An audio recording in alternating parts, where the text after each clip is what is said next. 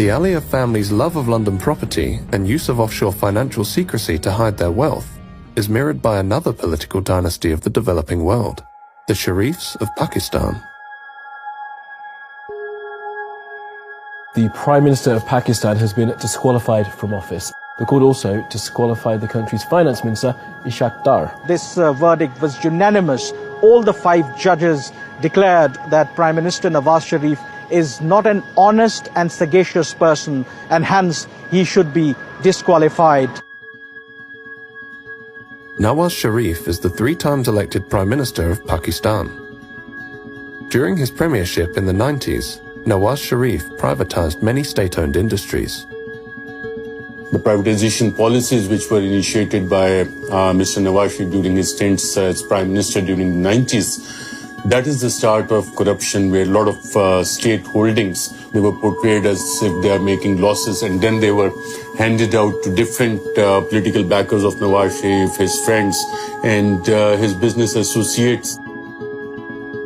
The government of Nawaz Sharif then passed a law that the tax authorities in Pakistan could not question the origin of money that entered Pakistan from abroad. One thing which we need to remember, and this is very, very important. When you're in the power, you can make laws according to your will. You can actually manipulate the system. You can bribe the people. You can get cuts from wherever you want. And this is what the Sharifs has been doing. And this is what they've been accused over the years. It's a close-knit family affair. In the case of Hudaybiyah paper mill, once you look at the directors and shareholders, it's only the entire Sharif family, the immediate blood relations, and a few cousins who are also mentioned as directors. To look at the shareholding of Ramzan Sugar Mill, that gives you an idea that it is run by Chief Executive Officer Mr. Hamza Shehbaz Sharif. Shehbaz Sharif is a younger brother of Nawaz Sharif. He was the leader of the Punjab Assembly while his brother was Prime Minister. He is accused of laundering tens of millions of dollars through the Ramzan Sugar Mill, a company owned by the Sharif family. Accounts were opened in the name of these low-level, low-wage employees who do not come into the tax net. Money used to be deposited in those accounts, and finally they used to land in the accounts of either Mr. Hamza Shehbaz Sharif, Mr. Sulaiman Shehbaz Sharif, or Mr. Shehbaz Sharif himself. In fact, these files which you see here, it gives the names, it gives the banking documents, the challans, everything which is mentioned in these, all the banking record. The names of the low-wage employees. Here is one example. Look at it. Mr. Masroor Anwar. He is depositing this in the name of Mr. Shehbaz Sharif. This is 1.6 million rupees. This was deposited in Habib Bank of Pakistan on 27th April 2017 when Shehbaz Sharif was the Chief Minister. This is another deposit, 13th May 2016, in the name of Mia Muhammad Shehbaz Sharif, an amount of 6,52,451 rupees deposited in an account by Mr. Masroor Anwar. 1 crore and 90 lakh rupees being deposited in the account of Mr. Shehbaz Sharif by Masroor Anwar. Now, you might ask, who is Masroor Anwar? Masroor Anwar, according to this investigation by the Federal Investigation Agency, was a low-level employee of Sharif family. Your own family member is the finance minister and your other brother is the prime minister. So then entire banking chain was there to facilitate them. And I was talking to one of the sources in the investigation because once they investigated the bankers as to how it was happening under their nose and why they didn't stop all these activities, they said that people used to come with gunmen into the banks. And one of the female investigators said she was crying a banking official that what we could have done. The bank managers, they used to get a call from top executives in the bank. The banks themselves were part of this nexus of covering up the corruption of the Sharif family. The so-called Panama Papers contain allegations of money laundering and tax evasion, involving world leaders, and where some of them are accused of hiding their money in many cases in an effort to avoid taxes. It was a surprise for the people in Pakistan because it came out internationally. It had much more credibility because previously over the years, the Sharif family had been using the news that all these allegations against them are politically motivated. Sharif's 3 children are named in the Panama Papers. His family owns properties in London through offshore accounts. Sharif's daughter denies owning the London properties. Documents from her allegedly date back to 2006 and show she is a trustee of the properties, not an owner. But those documents are written in a font called Calibri, which was not commercially available until 2007. If you look at 1992 and 93, this is a very important time. Mariam assets grew 21 times. And there's no justification for that. In a single year, you are not a business owner. There's no business under your name, but 21 times your assets are going up. In 1992, Mariam Nawaz turned 19 years old. After the Panama Papers revelations, Pakistan's investigative agencies probed the financial affairs of the Sharif family. The joint investigation team basically found out that Mr. Nawaz Sharif could not justify the assets he had made from known sources of income. That was one of the main charges. The matter was sent for criminal prosecution. In criminal prosecution, there was a trial which went on for almost a year. And in that trial, not even a single answer came from Mr. Sharif about the origin of his wealth or the explanation of those 4 Avonfield flats in London. Where is the money trail? That they have never been able to prove. The Sharif family is believed to be one of the wealthiest in Pakistan, but the origin of their wealth remains a mystery. The flat that you're living in at the moment in Mayfair was actually named in the Pakistani paper, The News, last year as one of 4 which was illegally bought by your father through various Swiss and offshore companies. Why don't people who are actually blaming us for that go to the courts and prove it?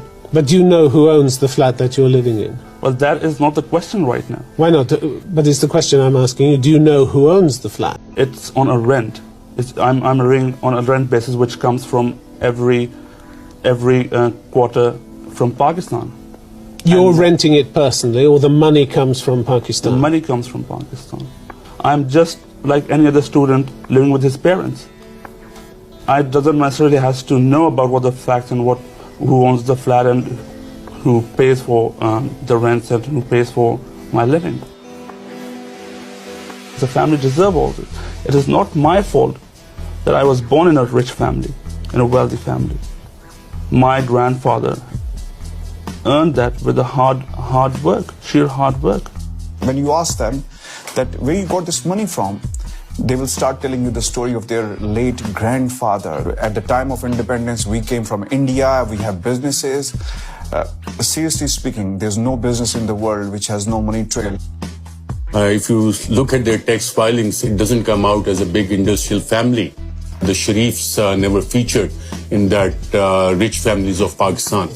But now if you make a list of the richest families in Pakistan, then definitely Sharifs would feature in the top 10, maybe in the top 5, because exact amount of their holdings as to how much is hidden in Luxembourg, in UK, in UAE, in Saudi Arabia, what is in different bank accounts in the United States, that is not known. Whether it is $4 billion or $5 billion, that is not known. In December 2018, as a result of the Panama Papers revelations, Nawaz Sharif and his daughter are sentenced to 7 years on corruption charges. Nawaz Sharif is granted bail for medical treatment in London and refuses to return to Pakistan. From London, Nawaz Sharif claims his downfall is a conspiracy by the Pakistani military. बिजली का bill बिजली बनकर गरीब पर गिर रहा है। बाजवा साहब, जवाब आपको देना होगा। दवाई ना मिलने से मेरे पाकिस्तान का गरीब मर रहा है।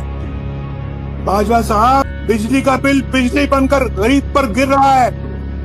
बाजवा साहब, जवाब आपको देना होगा।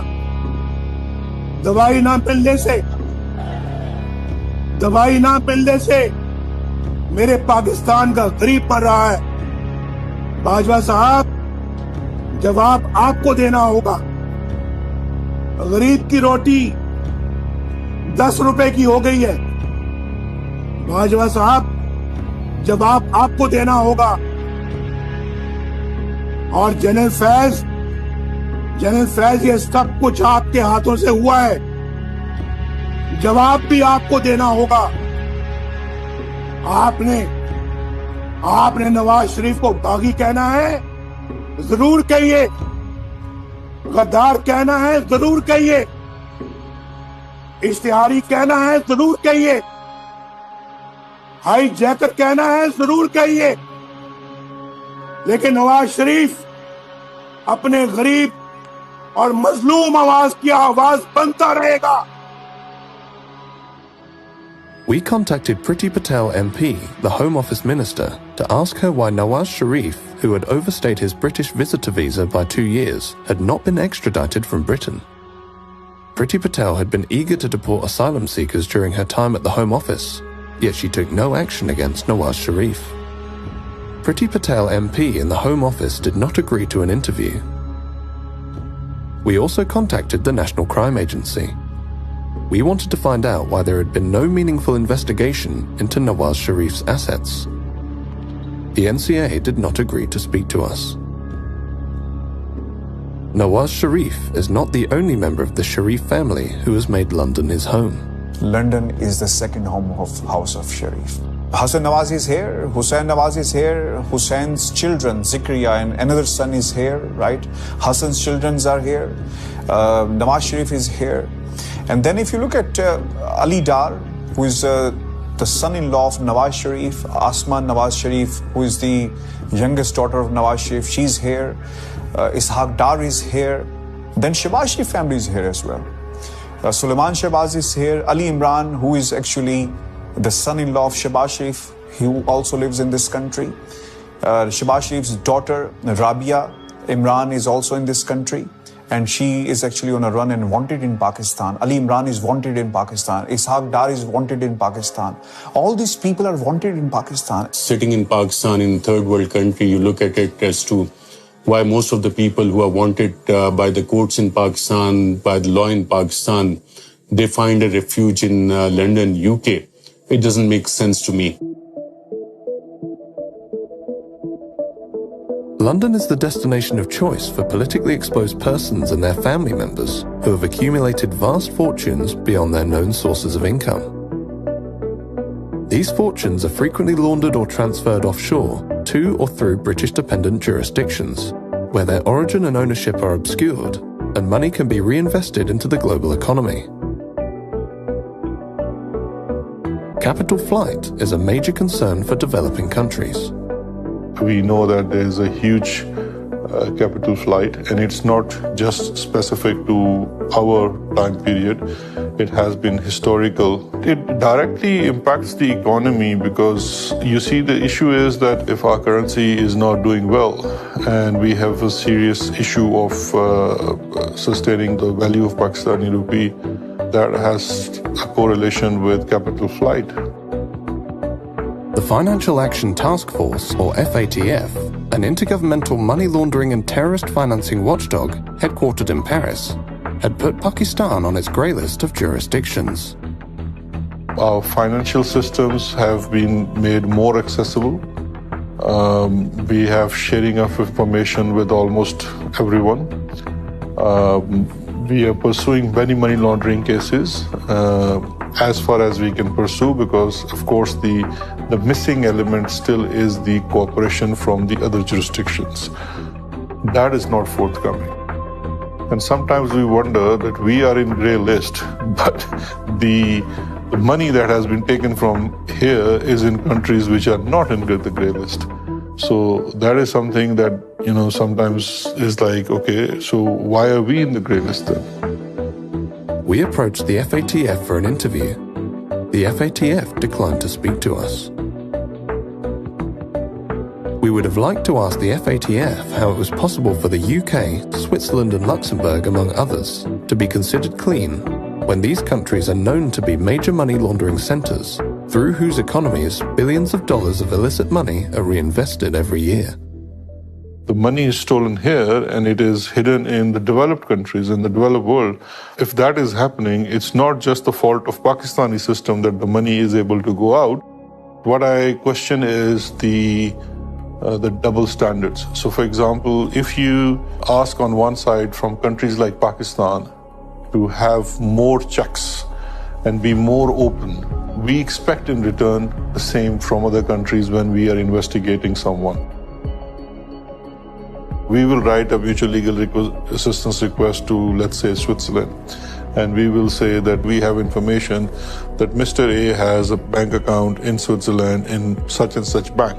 We don't know the branch, we don't know the account number, but he's definitely in the system and his identity, date of birth, everything is shared, and we will seek information. And maybe 1 year or 2 years after, we will receive certain questions from saying, can you identify the branch name, or can you give us the account number?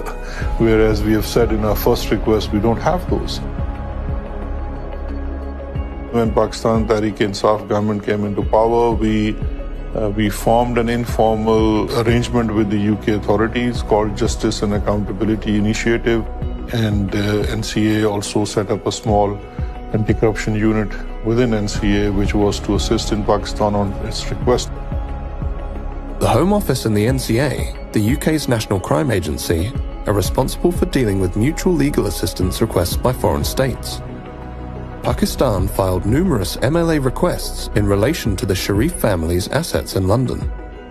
The requests on Sharif families are taking a lot of time. It's taking way too long to take some simple actions like, for example, freezing of assets or investigating the assets or the activities in the UK when people are, facing charges or convicted of serious crime in Pakistan. Pakistan did its part. We did our investigation, we did our inquiry, but has there been any investigation on British side? We don't know. What about the Mayfair flats? What about the whole property portfolio of Hassan Nawaz that has come in Panama Papers?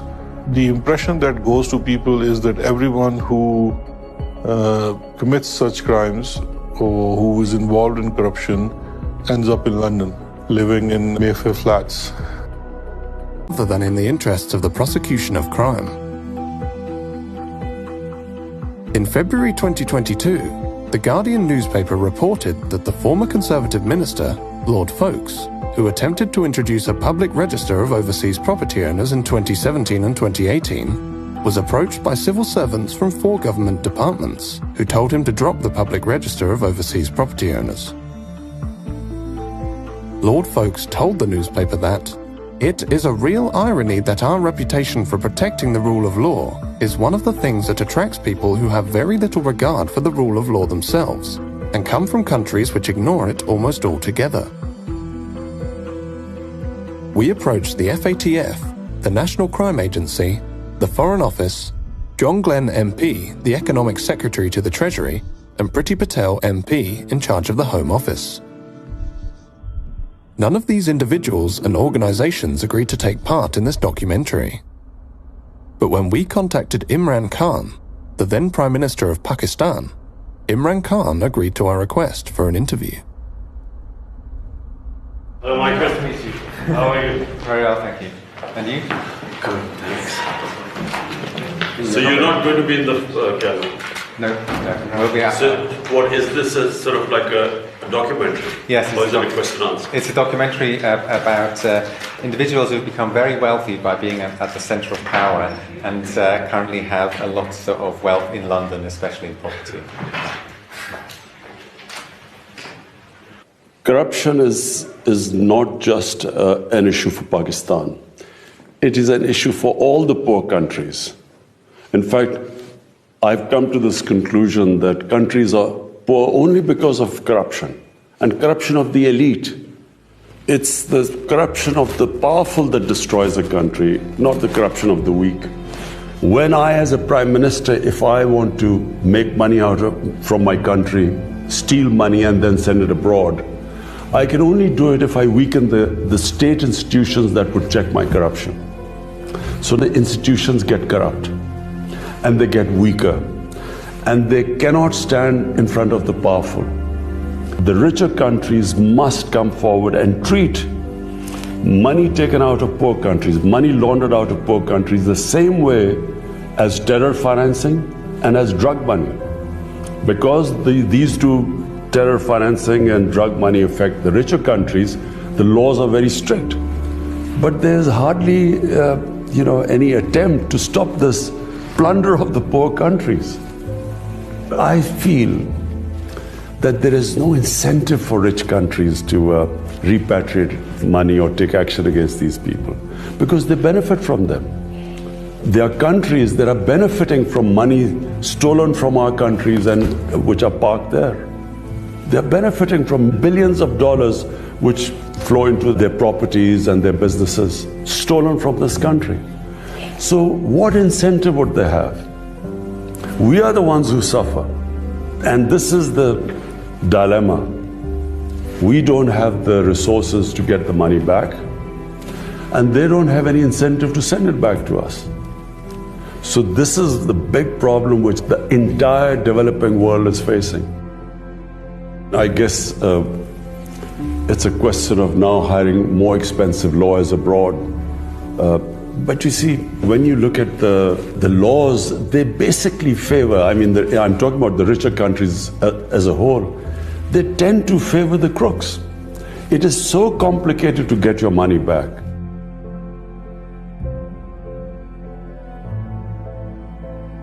Imran Khan has raised this issue in almost every forum that the rich countries must take care of poor countries, and the care involves that the looted money that is now invested in the rich countries must be returned to the original countries. In Panama Papers, the properties of Sharifs are categorically mentioned, and all these properties are in the heart of London.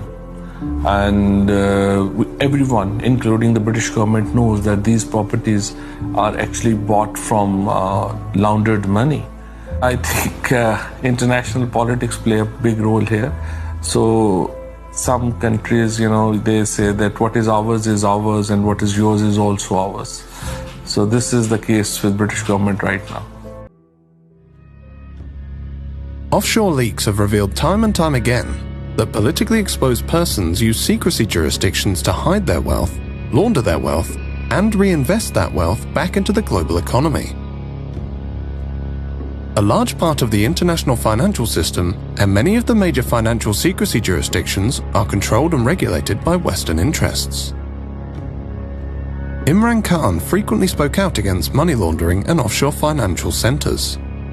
His government challenged Western institutions and governments to return and reveal dirty money and undeclared assets of Pakistani origin, pursued an independent foreign policy, and angered the US by refusing to host CIA sites on Pakistani soil.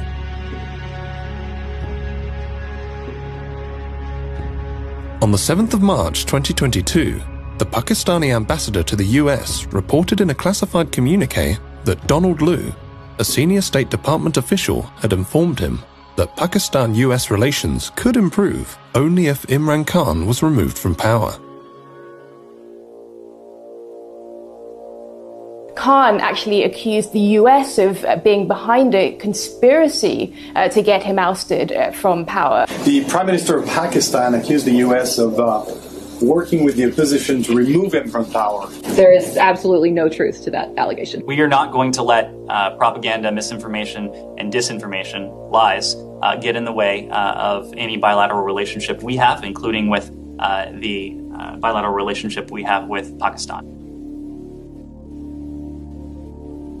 Prime Minister Imran Khan has been ousted from power. Lawmakers elected the opposition leader Shehbaz Sharif as the country's new prime minister.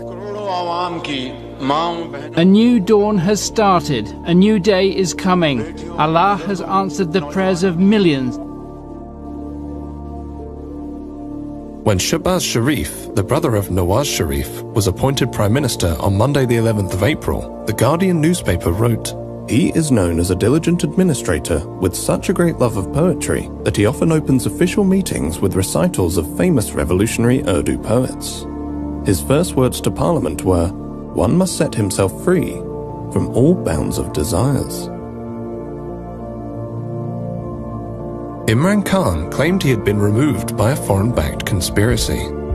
The US Embassy was calling members of my party backbenchers who were not happy, and they were the first ones who then jumped ship. And they were the ones who then offered $1 million each to buy my other members of parliament who actually jumped ship later on. And then Donald Lu's conversation with the ambassador, the next day the no confidence motion is tabled in the assembly. What do you think? You have made some significant allegations there. When it's not will allegations. You show we me have hard this evidence. Why would I want to blame the US if I did not have hard evidence? This was an official message with note takers given to our ambassador. Message received by me, by our president, given to the Chief Justice of Pakistan. This is rare. Not only was a democratically elected government removed through the conspiracy, we have been replaced by a bunch of criminals. 60% of the cabinet, which is sitting right now, is on bail. The Prime Minister was about to be sentenced in a corruption cases of billions of rupees, and his son. The Sharif doctrine is that you buy different people in all the important positions of power, whether it's in the media, you have your sympathetic journalists who continue to argue for you that the country can only be saved by the wisdom of the Sharif family. The generals, when they retired, they are also accommodated. The judges, once they are retired, they are also accommodated. The journalists, they are also given government position and they willingly take it. So it's the entire Sharif doctrine which gives them this sense that they can even get away with murder in Pakistan. Nawaz Sharif has learned that even though if you are out of power, if you manage to gain time and if you manage to delay the cases in the courts of law, and once you come back into power, you can manage to get a clean check. So I think this time also the same strategy is being followed by the Sharif family. I think those in power, they think that they can get away with the crimes they have done. And Sharif family has been benefiting from them because of their international friends who have been coming to their rescue to strike the dirty deals.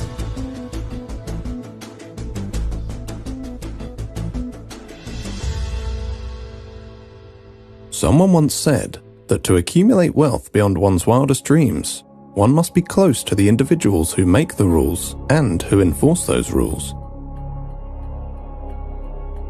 When Shahbaz Sharif's coalition government was appointed, one of its first actions was to pass an amendment to restrict the power of the National Accountability Bureau, which had been in charge of investigating white-collar crime by public office holders. The amendment, which was passed in June 2022, was to take effect retrospectively. The amendment stipulated that the courts had to decide on the outcome of a case within 1 year, and stated that if sufficient evidence was not provided at the time of the arrest, the arresting officer could face 5 years in jail for the filing of a false reference.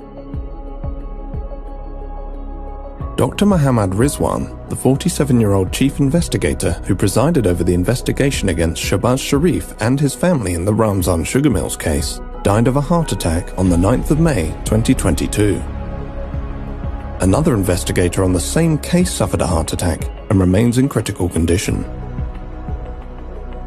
Malik Masood, through whose accounts prosecutors alleged 3.7 billion Pakistani rupees were laundered to various Sharif family members, had been cooperating with investigators when he too suffered a heart attack and died on the 7th of June 2022. The 49-year-old had been a tea-boy at the Ramzan Sugar Mills, where he drew a salary of approximately $300 per annum for his work at the Sharif family-owned enterprise. According to the Wealth Report, London is the wealth capital of the world, beating New York to the top spot.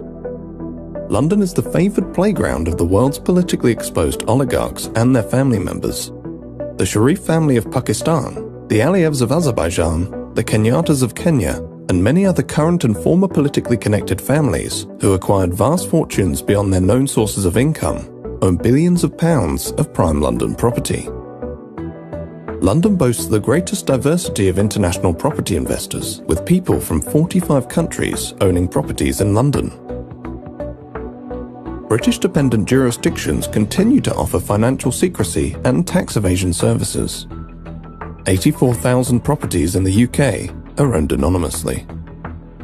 The UK government has made repeated promises to crack down on dirty money, but on each occasion, the government has failed to implement the promised legislation or watered down the legislation so as to make it ineffective.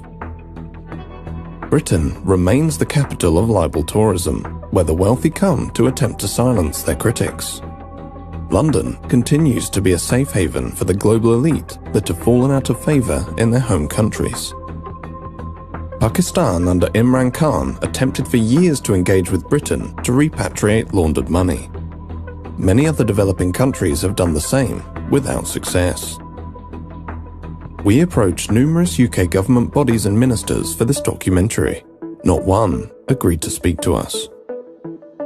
The FATF, the Intergovernmental Money Laundering and Terrorist Financing Watchdog, headquartered in Paris, indicated in its first review after the ousting of Imran Khan that Pakistan had met all of the compliance recommendations to be removed from the FATF grey list.